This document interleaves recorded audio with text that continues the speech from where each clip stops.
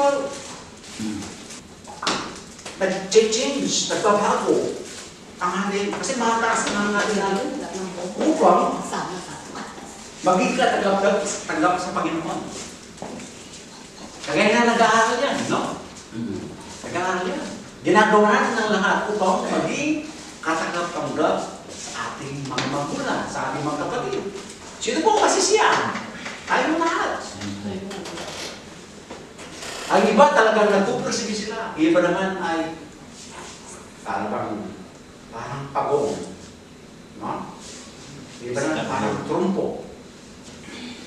Ang hari natin ay maging katanggap sa Panginoon ang lahat ng ginagawa natin. Si Mary, ginawa niya yun, inangad niya yung kanya pong ibinigay, kanyang offering na pabango ay maging katanggap-tanggap sa harapan ng Panginoon. Tinanggap naman ng Panginoon. Ginahayos words, sabi niya. Tinaragaan pa siya, sabi niya. Kung saan man ipapangaral ang gospel na ito, in memory for her, sabi niya. Di ba? Ang nari makapagbigay ng kasiyahan sa Panginoon, hindi lang sa sarili natin.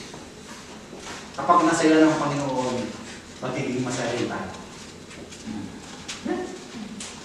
Kasi pag nasaya ng Panginoon, magpapala sa'yo.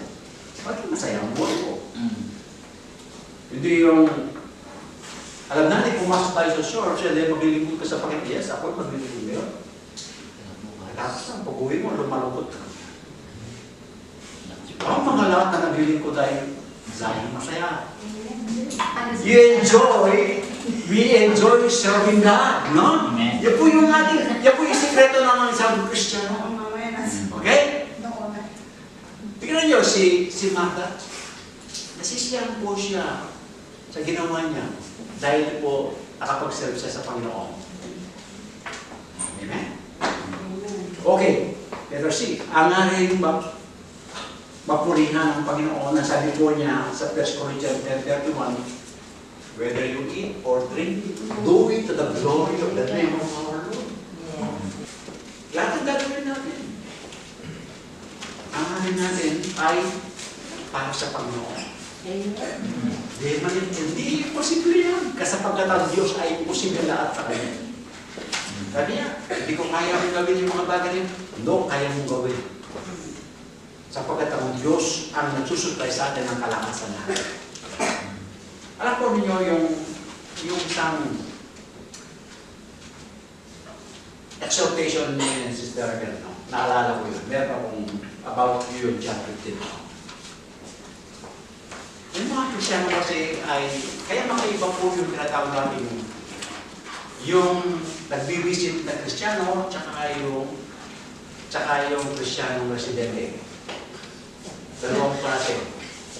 Kasi merong Kristiano ay hindi po sila parang visitor lang. Hindi po sila nagiging resident para nanatili sa Panginoon. That's the connection between the vines and the branches. Pero iba yung residence na. Residence means you stay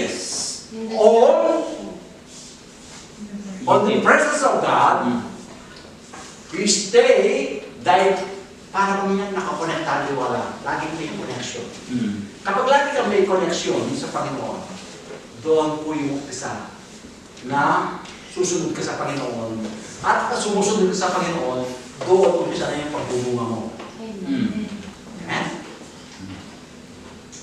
Hindi po yung, alam po niyo yung, meron pong ginawang teaching patungkol ito. Hindi po yung isip, by means of our own effort, nag-strive tayo, ginagawa natin lahat, pero bakit walang bunga? Kasi sarili natin gawa yun eh. Ang halaman ba ay pinipilit nyo mamunga? Hindi, pinipilit mamunga. Natural pong namumunga ang halaman kapag po maganda ang kanyang kondisyon at nakokonektado sa maraming vitamina. The source of our life is the Lord Jesus Christ. Stay and connect to the source, and then you will reap o magkakaroon ka ng bunga. Ganyan din ang paglilingkod natin. Kung hindi ka konektado sa mind o sa katawan ng Panginoon, paano yung ating paglilingkod ay tatagap-tagap sa Panginoon? But because Mary of Bethany, meron silang connection sa Panginoon. Kaya yung kanyang ginawa, lamungan. Amen? Okay. Number 2. Ang kanyang paglilingkod ay may mataas na pagpapahalaga. Pinapangalagaan ba natin ang ating paglilingkod? Amen. Bigyan ba natin pagpapahalaga na ay, no, Sunday. Sunday yan. Gusto kong maglilingkod sa Panginoon ng buong pusa, buong kalagayan. Kaya tama naman yung sa kanila natin, humingi tayo ng sorry kay Lord. Tama yun. Kasi yun, ibig sabihin, pinapangalagaan natin ang pangalagaan ng Panginoon. Kaya tayo, as a group, sa ating pong pag-ministry natin, sa ating pagsamba sa Panginoon, pinapangalagaan po natin. Hindi yung basta-basta na lang tayo, ay, pag-visit mo na ako sa church. Yan ang hindi magandang word. Pag-visit.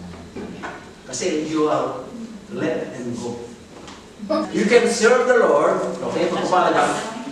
Una, makikita natin ang pagpapalaga natin sa ating kong ginagawa natin, pagsiserve sa Panginoon, kagaya ni Mary of the Bethany, puno ng pagmamahal. Ang ginawa po niya, doon kung binuhusan po niya ng babango ang kanyang ulo at sa kanyang paa, ang ginawa niya pampunan sa kanila yung buhok. At siya, yung kanyang pong air tears, ito ginawa niyang pangapa. That's a sign of love.